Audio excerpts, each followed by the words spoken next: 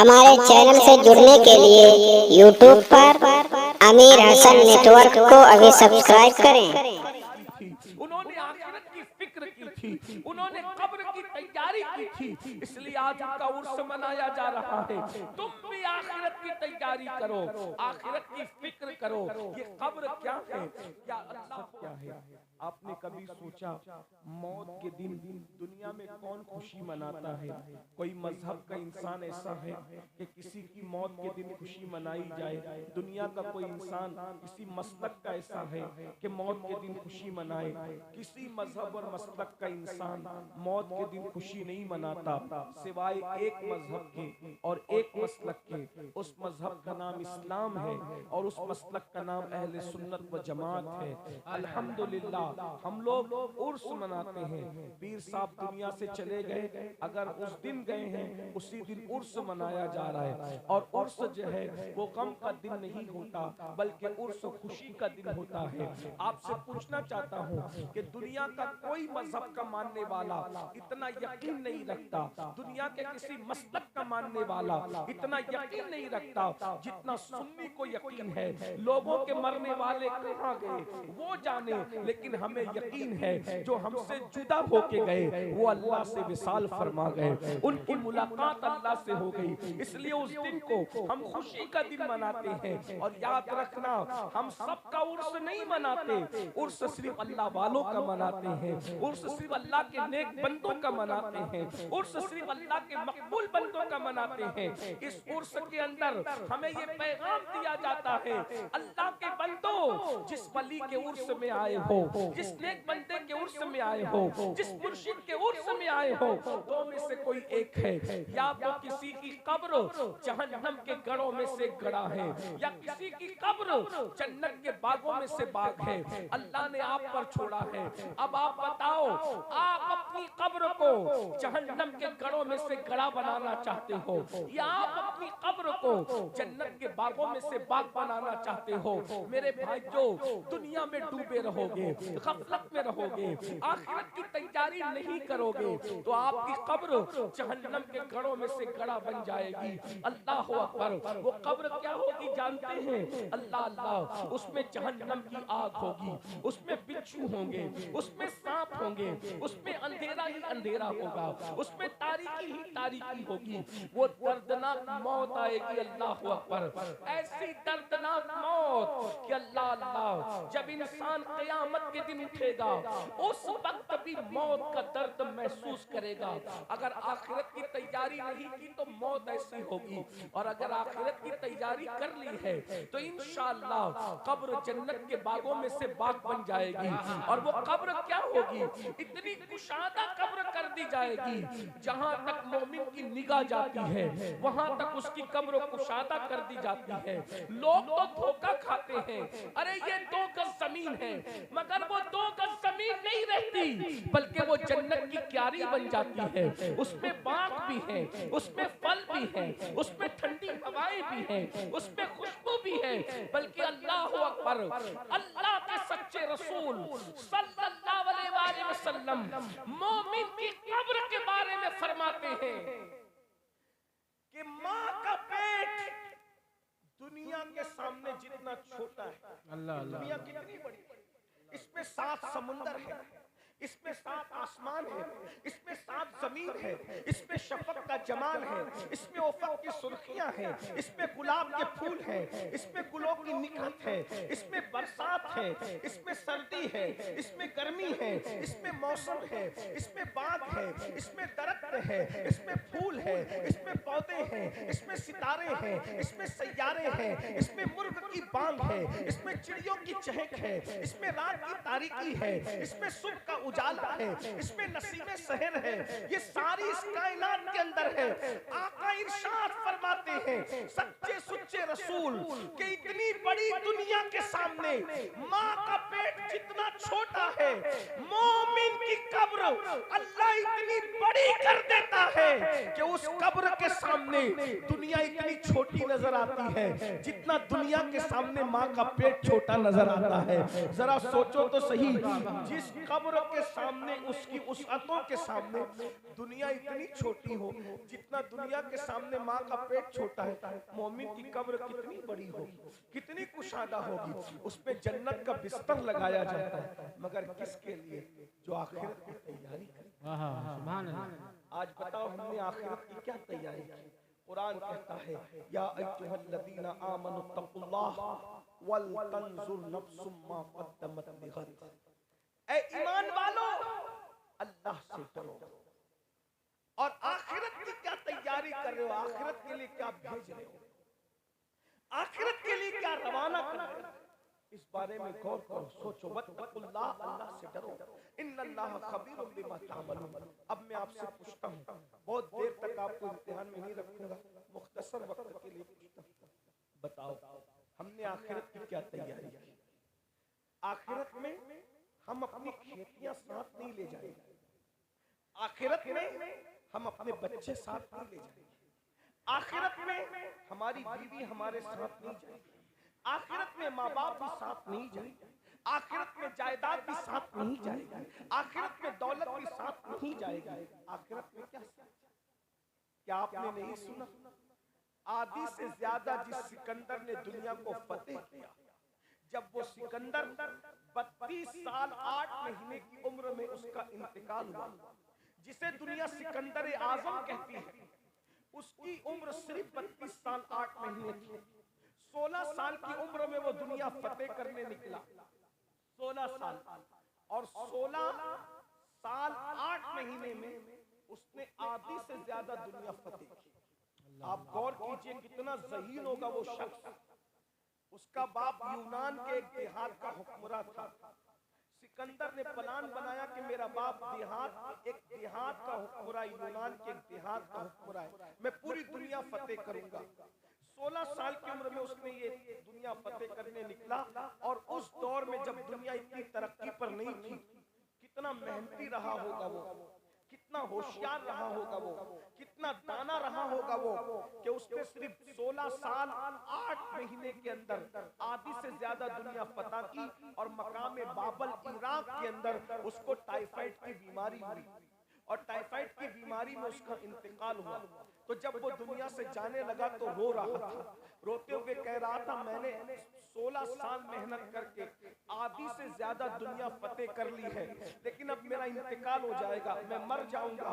तो दोस्तों ने कहा टाइफाइड की बीमारी कोई बड़ी बीमारी नहीं है, इसमें कोई मरना जरूरी नहीं है। तो उसने कहा कि मैं जो महसूस कर रहा हूँ कि मैं मर जाऊंगा तो मर जाऊंगा, लेकिन मैं तुम्हें वसीयत करता हूँ, जब मैं दुनिया से जाऊंगा तो उस वक्त जनाजे के बाहर मेरे हाथ कर देना, कफन के बाहर मेरे हाथ कर देना।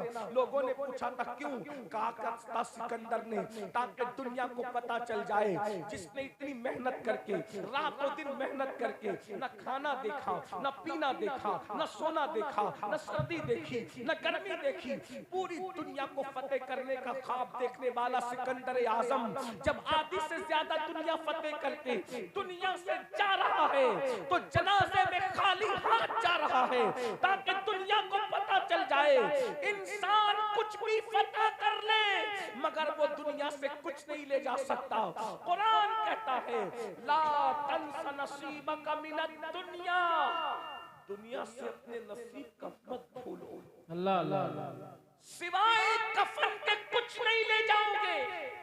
हमने क्या तैयारी?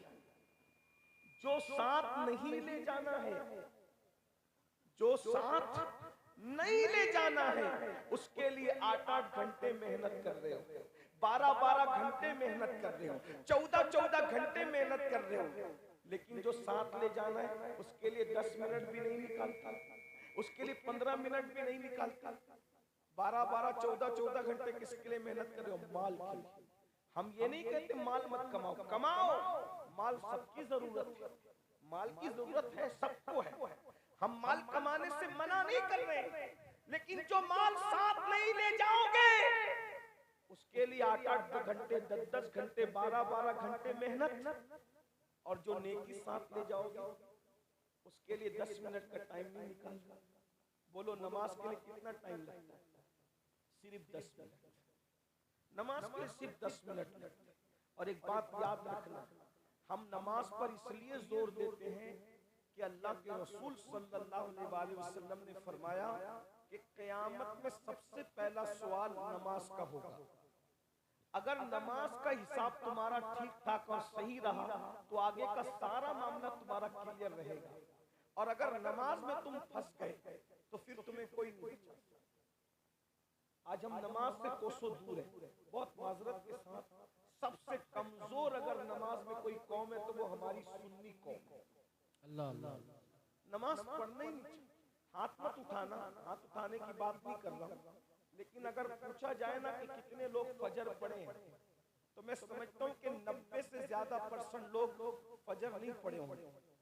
आप बताओ मेरे भाई, हम कहते हैं हम गौसपाक के मानने वाले हैं।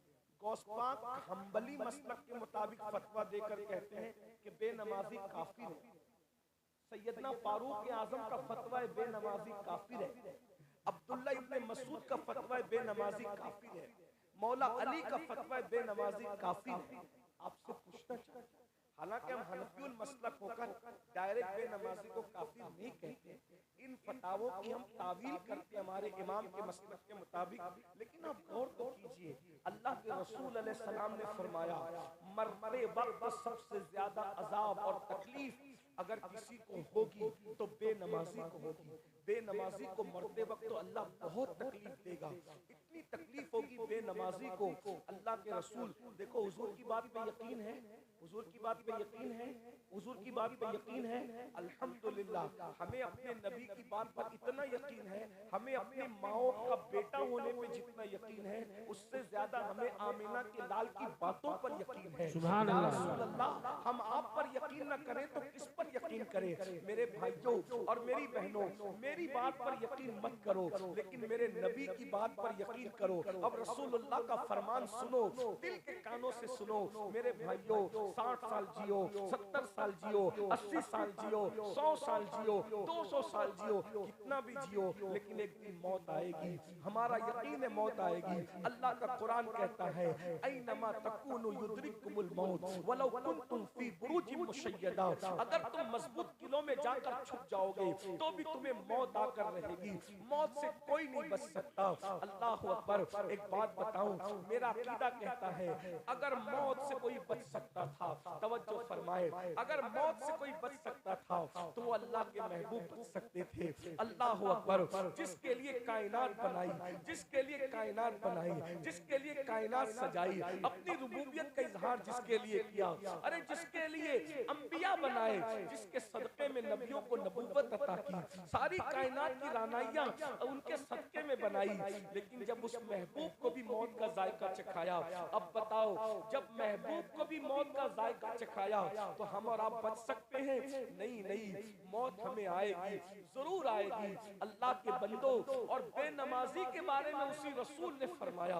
लेकिन एक बात आगे बढ़ने से कह दूं, लोग भी कहते हैं कि नबी को मौत आई, हम भी कहते हैं अहले सुन्नत के नबी को मौत आई, लेकिन जो दूसरे बिदअती लोग हैं 1857 के बाद वाले, वो ये कहते हैं कि नबी को मौत आई और वो मर के मिट्टी में मिल गए। और हमारा अकीदा ये है कि नबी को मौत आई, एक लम्हे के लिए आई, एक आन के लिए आई, फिर वो हमेशा के लिए जिंदा कर दिए गए। अंबिया को भी अजल आनी है, ऐसी आनी के फकत आनी है, फिर वही मौत के बाद उनकी हयात मिस्ल साबिक वही जिस्मानी है। तू जिंदा है वल्लाह, तू जिंदा है वल्लाह, मेरे चश्मे आलम से छुप जाने वाले। अल्लाह अकबर, नारे तकबीर। याद रखना अल्लाह के बंदो, हमें भी मौत आएगी। जब महबूब ने मौत की लज्जत चखी है तो हमें भी मौत आएगी। और सुनो, फज्र के वक्त में सोते पड़े रहने वालों, अल्लाह अकबर, सुहर के वक्त में खेल कूद करने वालों, किस तरह मौत आएगी। थोड़ा अल्लाह के रसूल की ज़बानी, अल्लाह के प्यारे महबूब का फरमान, उसको मैं नक्ल कर रहा हूँ। हुजूर के फरमाए हुए को आपके सामने पेश कर रहा हूँ। अल्लाह के बंदो अपने आप पे रहम कर लो, रहम, इसलिए कि मौत आनी है। मौत के आने से पहले मौत की तैयारी कर लो, कब्र में जाने से पहले कब्र की तैयारी कर लो। हाँ हाँ, बड़े लजीज लजीज खाने खाए हैं, एक से एक कपड़े पहने हैं, अल्लाह अकबर, ये मेरा खेत, ये मेरी दुकान, ये मेरा मकान, ये मेरा माल, ये मेरी औलाद, सब छोड़ कर जाना है, कुछ लेकर नहीं जाओगे। हमारे बाप दादा मरे, अल्लाह अकबर, हमने मरते देखा, पड़ोसी मरे मरते देखा, बड़े बड़े मालदार मरे मरते देखा, गरीब मरे मरते देखा, हवेली में रहने वाले मरे मरते देखा। बोलो कोई साथ कुछ ले गया हो तो बताओ। अरे जब कोई कुछ नहीं ले गया, हम क्या ले जाएंगे? सिवाय आमाल के कुछ नहीं ले जाओगे। अल्लाह के बंदो, आओ आओ अपने नबी का फरमान सुनो। जब नबी के फरमान पे यकीन है, सादिक और मसदूक के फरमान पे यकीन है तो सुन लो। आका इरशाद फरमाते हैं सल्लल्लाहु अलैहि वसल्लम, जब बेनमाजी को मौत आती है अल्लाह तो उस पर इतनी प्यास अल्लाह मुसल्लत कर देता है कि अगर 7 समुंदरों का पानी भी उसके मुंह में निचोड़ दिया जाए तो भी उसकी प्यास कोई बुझा नहीं सकता। अल्लाह अल्लाह कितनी प्यास मुसल्लत की जाती है, इतनी प्यास। और मौत का फरिश्ता ऐसी डरावनी शक्ल लेकर के आता है कि अल्लाह अकबर, अगर उसको कुछ और भी अजाब न दिया जाए, सिर्फ वही डरावनी शक्ल दिखा दी जाए तो उसके लिए बहुत बड़ा अजाब हो। हजरत सैयदना अब्दुल्ला इब्न अम्र इब्न आस कहते हैं कि मैंने अपने बाबा अम्र इब्न आस से पूछा कि बाबा मौत कैसे आती है? तो हजरत सैयदना अम्र इब्न आस कहते हैं मेरे